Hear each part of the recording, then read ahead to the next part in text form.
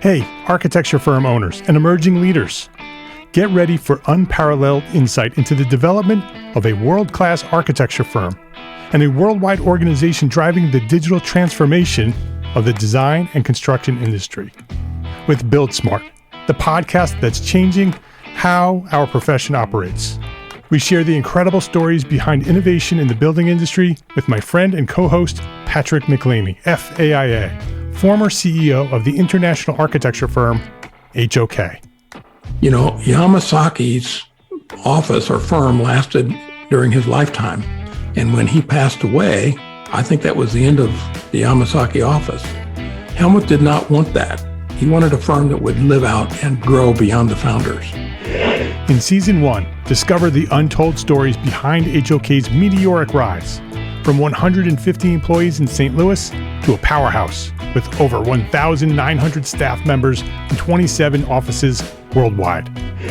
You know, they weren't as polite as the Kojima people. That was just boom. And anytime you have a creditor, whether it's Kojima or the bank, that wants their money, unless you can raise money someplace else, you are out of business. Bankrupt. And hold on tight for Season 2, where Patrick takes us on a new adventure as chairman of Building Smart International, shaping the future of digital transformation in the design, construction, and operation of built assets. Ian Howell, Ken Harold, and I, Ken was my technical representative from HOK. The three of us took a tour of Europe of 5 cities in 5 days. Very busy time. Simply follow the link in the show notes to subscribe to Build Smart now and uncover lessons that will transform you and your architecture firm.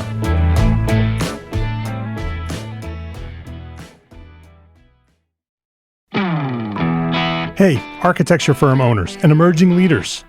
Get ready for unparalleled insight into the development of a world-class architecture firm and a worldwide organization driving the digital transformation of the design and construction industry. With Build Smart, the podcast that's changing how our profession operates. We share the incredible stories behind innovation in the building industry with my friend and co-host, Patrick McLeamy, FAIA, former CEO of the international architecture firm, HOK. You know, Yamasaki's office or firm lasted during his lifetime. And when he passed away, I think that was the end of the Yamasaki office. Helmut did not want that. He wanted a firm that would live out and grow beyond the founders. In Season 1, discover the untold stories behind HOK's meteoric rise, from 150 employees in St. Louis to a powerhouse with over 1,900 staff members and 27 offices worldwide. You know, they weren't as polite as the Kojima people. That was just boom. And anytime you have a creditor, whether it's Kojima or the bank, that wants their money, unless you can raise money someplace else, you are out of business. Bankrupt. And hold on tight for Season 2, where Patrick takes us on a new adventure as chairman of Building Smart International, shaping the future of digital transformation in the design, construction, and operation of built assets. Ian Howell, Ken Harold, and I, Ken was my technical representative from HOK. The three of us took a tour of Europe of 5 cities in 5 days. Very busy time. Simply follow the link in the show notes to subscribe to Build Smart now and uncover lessons that will transform you and your architecture firm.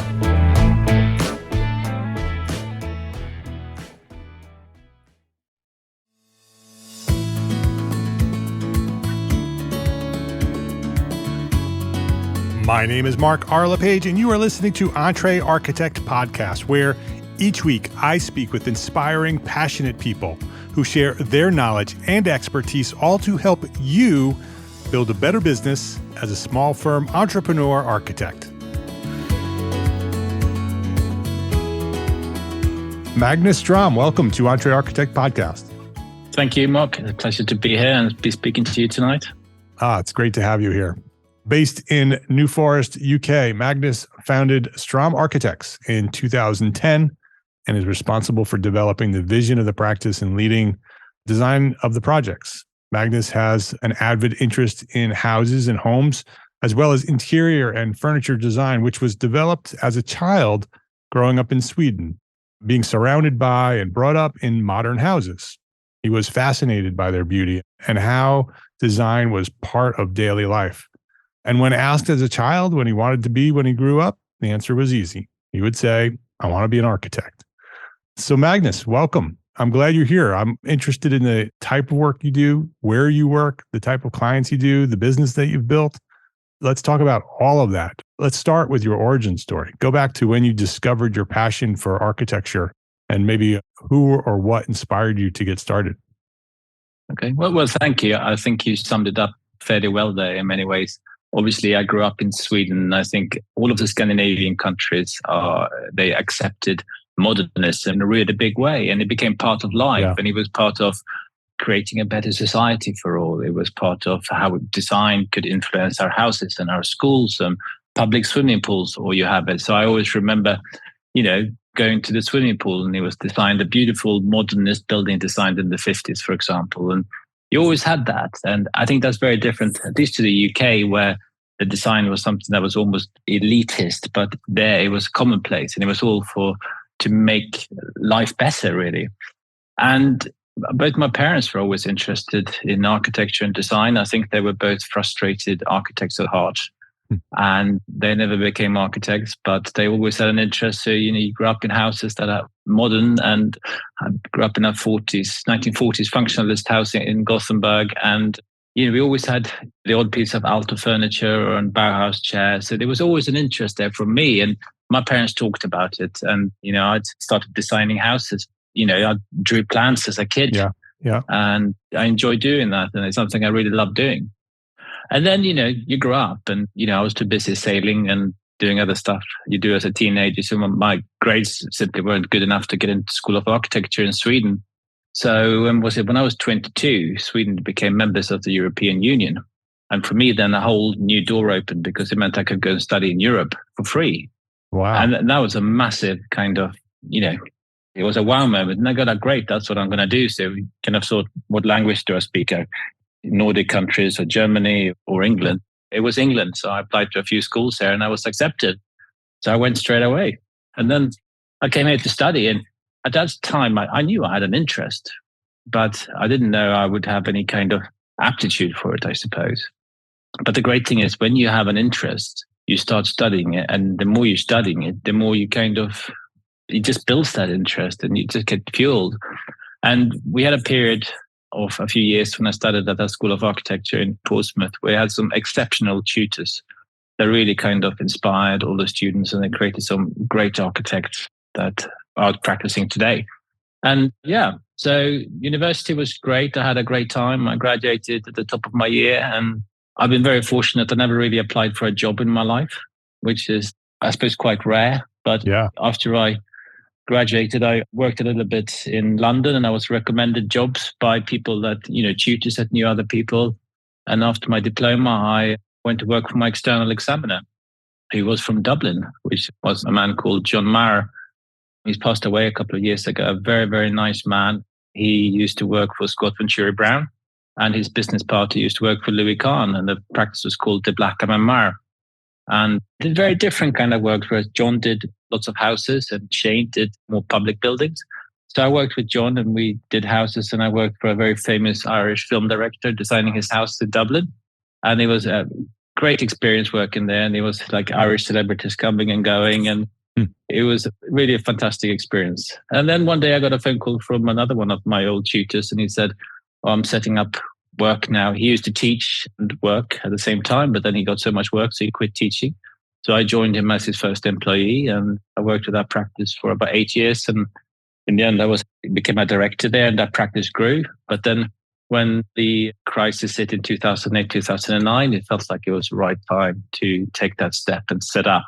It might be an odd thing to set up in a recession, but at the same time, I think the private resi market can sometimes be quite protected from recessions in a way, because the interest rates were very low here. And so if you had money, it was cheap construction as well. So private resi market seemed to be doing well. And that's how we started. And you focused on single family, high-end, custom, modern homes? Yeah, from the beginning, I suppose that wasn't so much the intention. When I set up my practice, I suppose I did write a business plan, but I don't think I quite knew what I was doing. Yeah. I think a lot of people do that. We don't have any Yes. formal business training as architects very often, which is something that we'll probably talk about in a minute. But yeah, we started doing private houses and extensions and so on in the beginning. But I always tried to keep the bar quite high on the work I would take on. And part of the reason was for that I really wanted to do the one-off houses and not end up doing a garage extension and being stuck working in a local area just. And I tried to explore getting up more public work and school work and all of this. But after a while, I realized that the inquiries that kept coming in, I couldn't get a school extension for a very low budget locally, but I was being asked to do fee proposals for big houses. So I thought that was the key for me. Something clicked and I said, well, be a niche practice. If you can identify, I always read this book about Seth Godin, it's called This is Marketing. He said, you identify your smallest identifiable market. Yep. And then you try and go into that market. You don't need to sell to everyone. You just need to sell to a very few select people that want what you do. So that's something that we've really been focusing on, to be a niche practice and stay relatively small, and then that has just led to, one house leads to the other and a few awards and publications and a few books that we've been included in. It just helps to build that brand. And I think also when I set up, there was a major shift in kind of all the publications. There was a lot of digital publications that came out, like Zine or Arc Daily, and they were crying out. They didn't have to publish 2-3 houses a year. They wanted to publish 2 to 3 houses a day. Right. They opened up a market where they started to publish renderings and so on instead of completed projects. So we invested very heavily in CGI and got the best people we could find to do photorealistic renderings. And that really, in the beginning, allowed us to create houses and get publicity that we perhaps wouldn't have got 10 years earlier. So it was just social media kicked in. And then that was always something very important, to try and push your work out on social media, just to build the brand of the business. That's such a great idea to start with a portfolio of renderings. I get that question all the time from young architects who are starting their firms, or even people who are more established, that's been in the profession for a long time, but now they're starting a new firm and they don't know how, right? They don't have their own portfolio. Maybe they've worked for other firms, and those other firms, you can't publicize that work as your own, even if it was your own. And so designing projects that are theoretical or unbuilt and publishing those and getting a reputation and creating content around it in order for search engines to find you. And it's a great idea. No, absolutely. When you don't have that portfolio, you need to create that portfolio. Chase Jarvis, a famous photographer based in Seattle, who runs Creative Live. He's got his podcasts and lots of live classes. He always says that, whether it's photography or architecture, you just got to build your portfolio. So what do you want to be known for? And then have that work in your portfolio. So very early on, in 4 years after I set up, I actually decided to invest quite heavily in a little project of my own. So I decided to design something we called Superhouse. So we created a fake client and a fake brief, and we decided that we designed a house that was 2,000 square meters on the beach. And it was fantastic because you really pushed the boat out, and all those social media, online publications, they just jumped on it, and we got published worldwide. We were published in Forbes magazine and Visa's Black magazine that goes out to the black holders, and all of those really high in super yacht magazines, all of that. And that was fantastic. Obviously, we tried to sell the idea to some people, but we never got a commission directly from it. But what happened was that I had several meetings and inquiries. People said, someone had a site in Mauritius, someone had a site on Ibiza, someone had one in Costa Rica, and I said, I want to build this. And then they said, what's it going to cost and how long time it's going to take? Yeah. And I think that those rich people, they just want to buy it. They want to buy it now. I had several people that said, I'll buy it now if you have it, but I can't hang around for 6 years. Yeah. And we had requests from HBO to film a TV series there, for example, because they thought the renderings were real. But, that was a big investment. But what happened was that it really gave us a trickle-down effect. So it then started to get inquiries. We got an inquiry directly from New Zealand that came on the back of that, for example. So it just had a trickle-down effect. We kind of, again, helped us with our social media and our marketing. Yeah, that's a great strategy. I want to go back to the idea of a niche firm. You sort of tell your story of how you've gotten there and sort of connect the dots looking back. But when you were there and you were doing all the different types of work, school work and residential work, and you realized that, focusing on the work you want and only focusing on the work you want in order to attract more of the work that you want, was that sort of an intentional strategy at the time?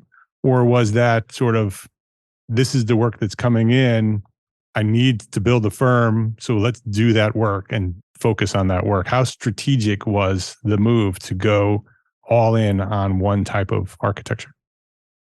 It was quite strategic, actually. Of course, you got to eat and put food on the table. Yep. So we did the odd project that we wouldn't publish, perhaps. Right. But we tried to keep the bar really high. And to be strategic, that's definitely something we do. So we stayed really small for a really long time. So when COVID hit, when was that? 2019?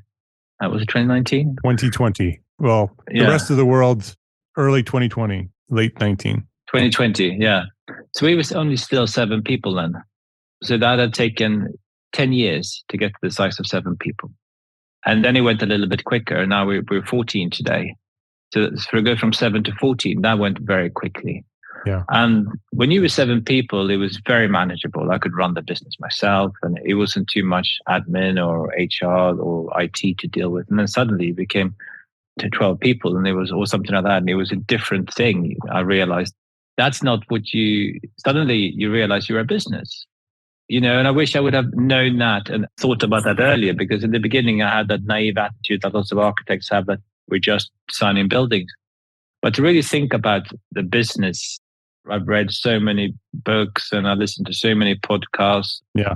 Yours is one of them, of course. And that, I learned so much. But then I thought, it came a point where I thought I need a little bit more help in really trying to channel the ideas and focus it. So I think we've always been quite strategic and always been quite determined, knowing where we want to go. I always knew where I wanted to get in that bus, but I didn't necessarily know how to get there. Let's take a quick break to say thank you to our sponsors for their support of this episode. Accurate data is crucial, especially in today's business environment. Outdated and inaccurate data leads to turnarounds, delays, and rising costs. With supply chain and staffing issues, these costs and delays can multiply. That's why a resource like arcat.com is so important.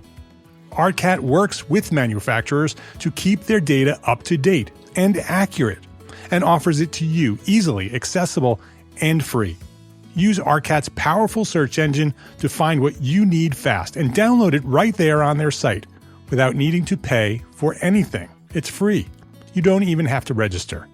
So go try arcat.com today. That's ARCAT.com. Unlock your full potential as an architect business owner at Entre Architect Network. Since 2013, Entre Architect has been the premier membership community designed exclusively for small firm entrepreneur architects like you. Join a vibrant community of like-minded professionals and gain access to a wealth of resources, mentorship, and support. From comprehensive courses to expert guidance, Entre Architect Network equips you with the necessary tools to thrive in your career. Master business strategies, enhance your marketing techniques, and excel in project management, all while fulfilling your continuing education requirements along the way. Break free from the isolation and connect with a supportive network that understands the unique challenges that you face as an architect business owner. Whether you're a startup architect or a seasoned professional looking to make a difference, join us, and we will help you elevate your career, boost your confidence, and unlock opportunities for your architecture firm. When our community of entrepreneur architects is linked and leveraged as one, there's no limit to the impact that we can have on the world. Visit entrearchitect.com today and become part of our thriving network. Unleash the full potential of your architecture business. Join Entre Architect Network today, the premier global business organization for small firm architects. Learn more at entrearchitect.com.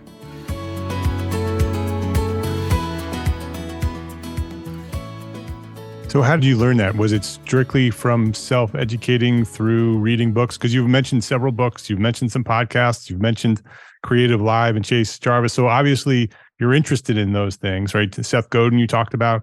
Yeah. So you're doing some research. Was that how you were learning how to put all the puzzle pieces together as an architect that never had business training?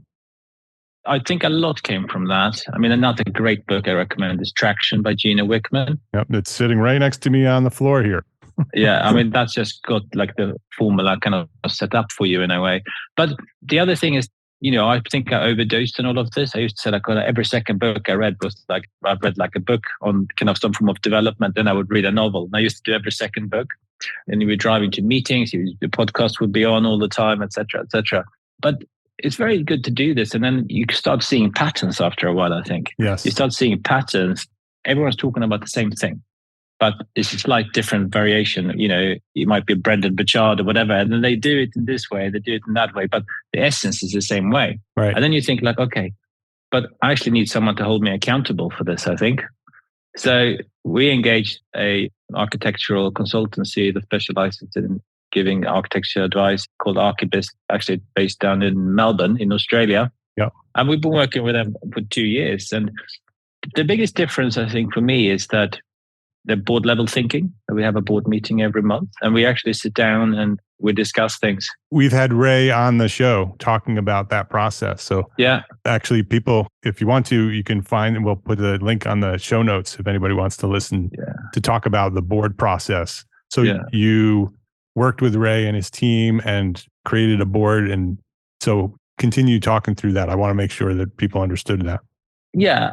The idea, I suppose, is that, even as a business owner, I've got someone above me, right? I'm responsible to my shareholders.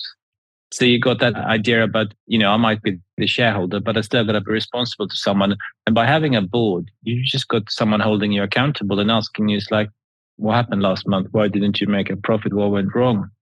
Okay, what have you done to change that? Or how did you address your direct costs and stuff to see if you could balance that out? And just knowing your finances as well. I always thought we were pretty clued up on finances, but, I would say now we are actually, because we have a really good financial reporting system and a budgeting system. That means that we can actually budget at the beginning of the year based on real costs. So we know like, if we want to say like we want to expand with 2-3 people next year, we put that in our budget. And that means that I got confidence in it. I got confidence in hire. It's not like I think I need to hire because I think I can't manage. If you can actually plan it in and you can plan in the money for it, I know the money is there and it's set aside for it. And each month what numbers we need to hit, or like how much we need to find to hit the budget that year. And all of that has just meant that we address it as a completely different level business-wise. And that's led to us also rethinking just about how we run the business and how we structure fees, appointment, and just how we kind of behave as individuals in the business, ensuring that we are a profitable business. Yeah, the focus and the attention on business, it's critical to the rest of it. The way that you can design the architecture you're designing, right? The portfolio that you now have at Ström Architects is directly related to the success of your business. That you can create those renderings and do all the promotion and do lots of marketing, but if the rest of it isn't there, right? If the money's not there or the structure isn't there or the systems aren't there, you can't deliver on any of that. So you might get a whole bunch of inquiries, but maybe you can't execute on those. Or if you're struggling to make sure that the bills are paid, you're not focused on designing your best work or serving your client. And then you have unhappy clients. Absolutely. And I think that most architects have probably got a phone call from an angry client saying that you're not behaving or you cost me money, you've been late with this or whatever. And that's kind of a big wake-up call, I think, when you get those phone calls from a client at times. Some people are probably lucky never to have them, but there is certainly, for me at least, I like to think of it, it's almost like we've spent a lot of time in the last 2 years setting up systems and designing our own system. We call it the Ström way. And we use a lot of on Monday.com, if you know Monday boards and so on. Yep. So we just got a template now and literally how we run our projects and every single stage and what we do and what we don't do and what actually is part of our fee. And then how we structure our fees. And that's continually developing in a different ways. And somehow I think that we architects, we say like, oh yeah, I got a good fee for this. I can spend 1,000 hours on this, and we might even spend 950 on it when we go out to tender, and suddenly we spend 1,500 hours by the time we go on site.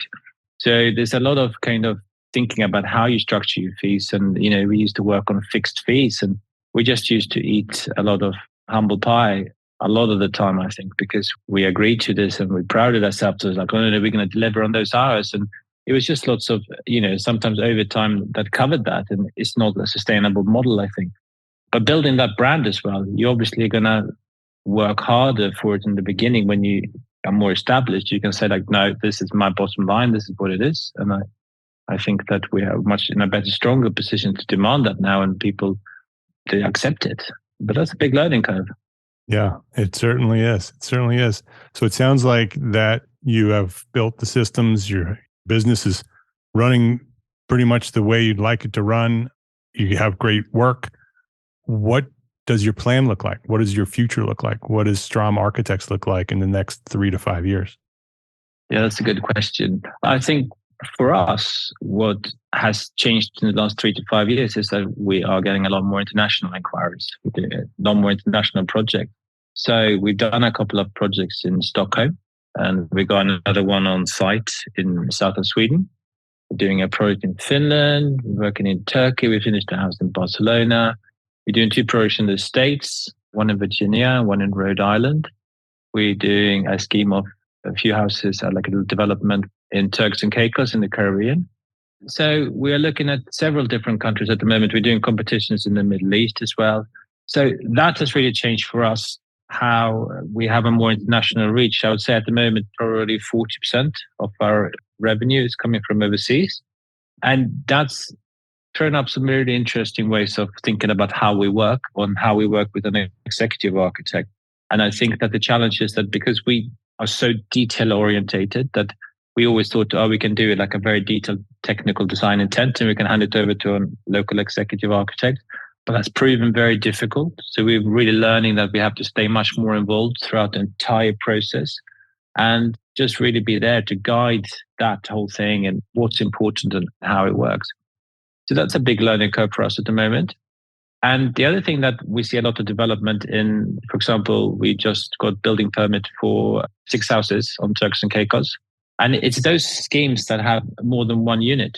It's still one-off houses. We've done a scheme in Turkey with 6 houses.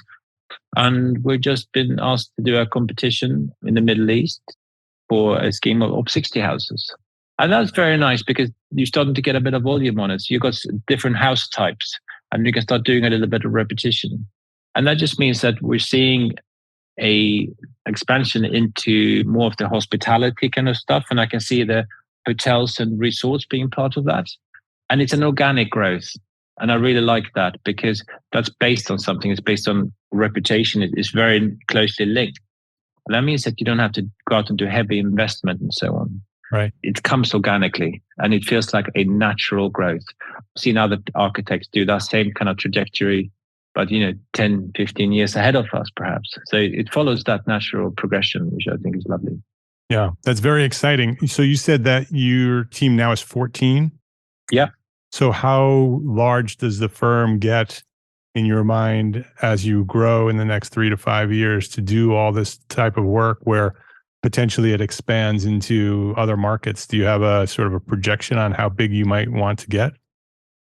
Yeah, I think at the moment we could benefit from being a little bit bigger, but we got to, of course, have the work to support that.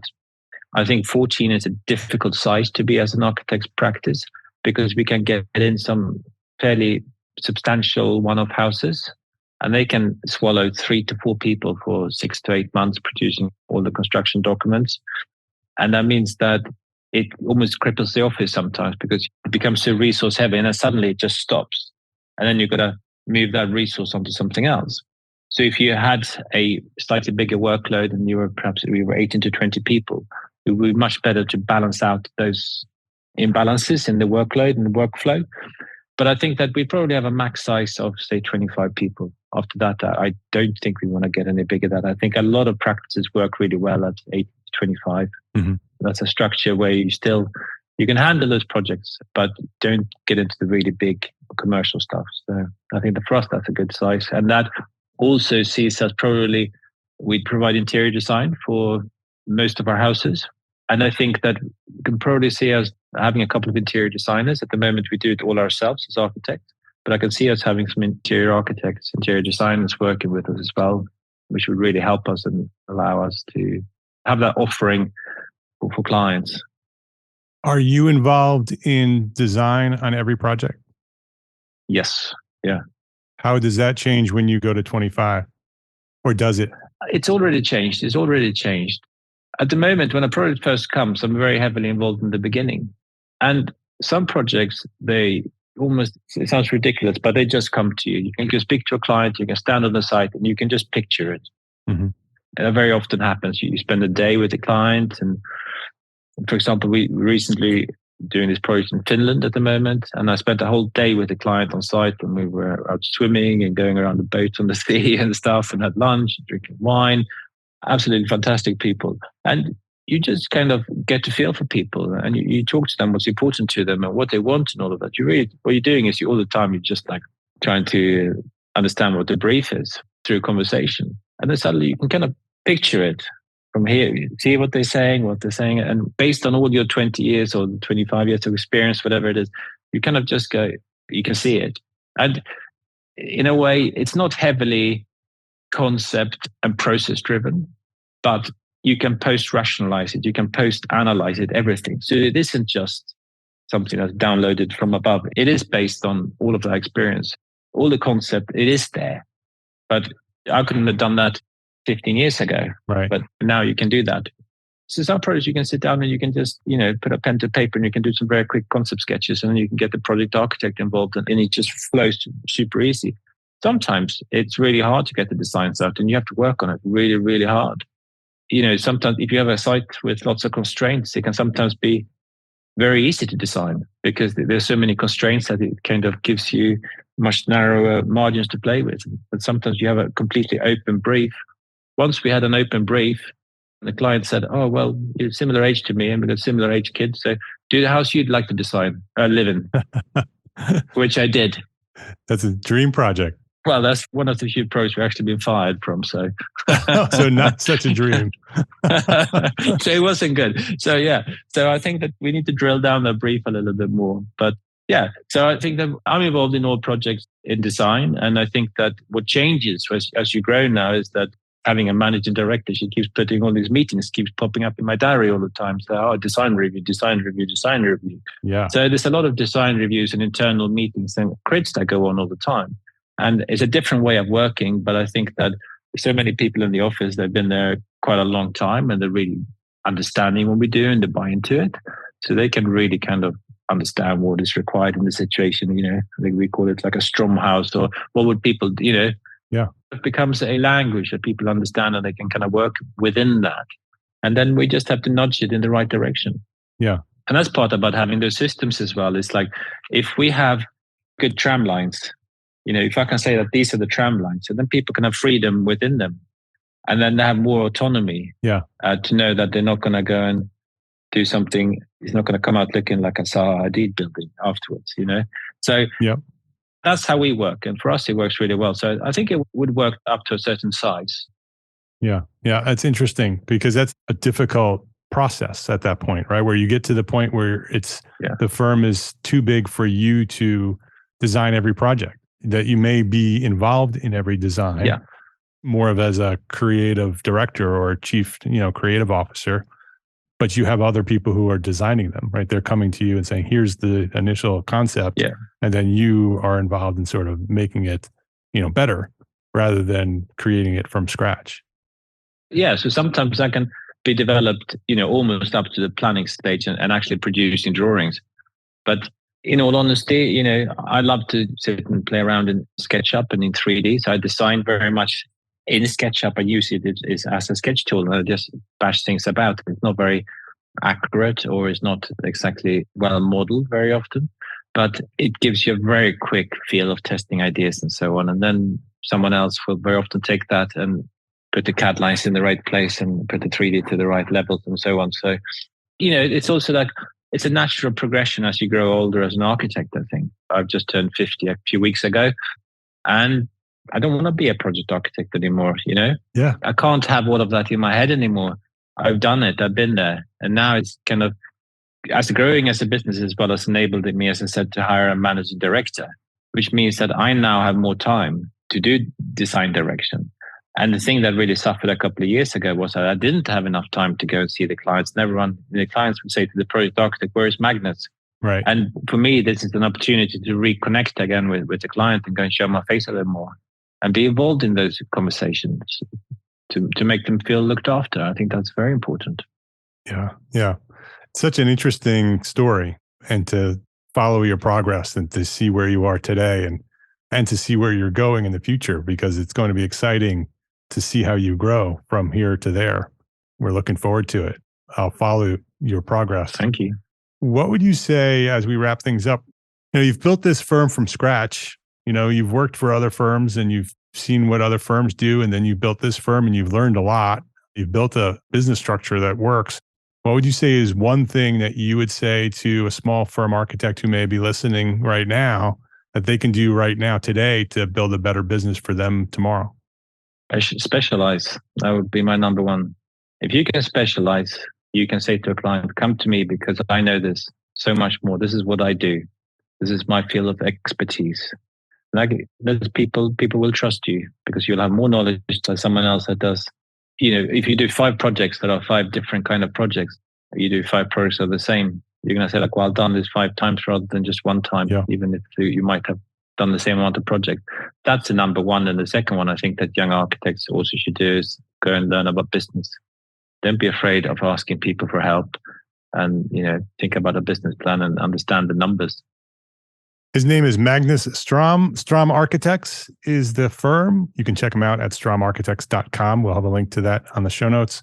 Magnus, thank you for coming by and sharing your story, sharing some of the Thank you very much, Mark. The business behind the firm.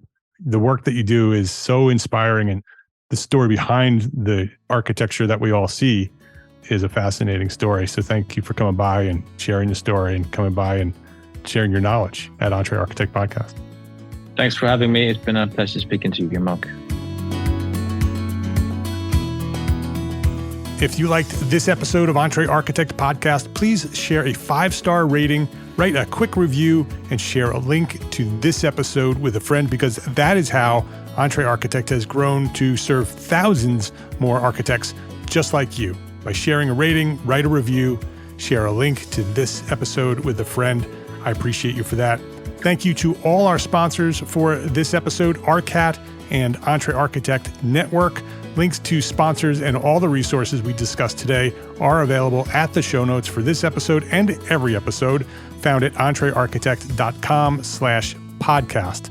Entre Architect is a member of the Gable Media Podcast Network, the next evolution of interactive media and resources for the AEC community and beyond. You can now earn continuing education credits for listening to this podcast. Select episodes of Entre Architect Podcast are approved for AIA continuing education credit. Learn more about our new Gable Members program at gablemedia.com/members. That's GABL media.com/members.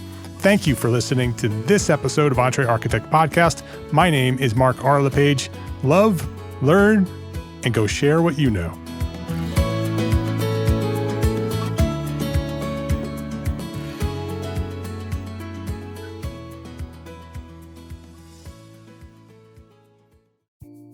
Imagine earning continuing education credits while doing exactly what you're doing right now. Well, you can. Gable Media has revolutionized the way you earn your continuing education credits with a groundbreaking approach. Forget running around town and scouring the internet for credit-worthy courses. Fulfill your CE requirements effortlessly by listening to engaging podcasts just like the one you're listening to now. Our podcasts are designed to educate, entertain, and inspire, all in a user-friendly environment. But wait, there's more. Architects, Gable Media is also approved as an AIA continuing education services provider. Upon completion, we handle everything. From reporting your hours directly to the AIA to storing your certificates in your personal Gable Media profile for your self-reporting needs. So follow the link in the show notes and start earning your credits in the most innovative and entertaining way possible with Gable Media. Attention architects and creative minds, get ready to supercharge your brand with Build Your Brand, the podcast that's unlocking the secrets of branding success for creatives. Hey there, it's Mark Arlepage, founder of Entre Architect, and I'm inviting you to join my friend, architect marketing expert Jeff Eccles at Build Your Brand podcast, where he explores the captivating stories of the world's top brands and transforms their lessons into powerful moves for small firm architects and creatives like you. In Season 1, Jeff shares the thrilling tale of Southwest Airlines, where he dissects their journey to the summit and distills it into strategies tailor-made for you. It's important to keep in mind that companies like Southwest compete in the real world, just like you, and face real-world challenges, just like you. You might be surprised at how similar those challenges are to the struggles that you grapple with on a day-to-day basis. Don't miss out on your blueprint for success. Subscribe, tune in, and let's build your brand together. You may have noticed that the very best brands in the world are also known for having somewhat unique corporate cultures. That's often the glue that holds everything together when they encounter those rough spots. We don't do it because it inconveniences the passengers to whom we are primarily dedicated, the short haul, frequent flyer. Follow the link in the show notes to subscribe to Build Your Brand today. Remember, no matter the size, the journey's the same. Your brand's journey to the top starts here.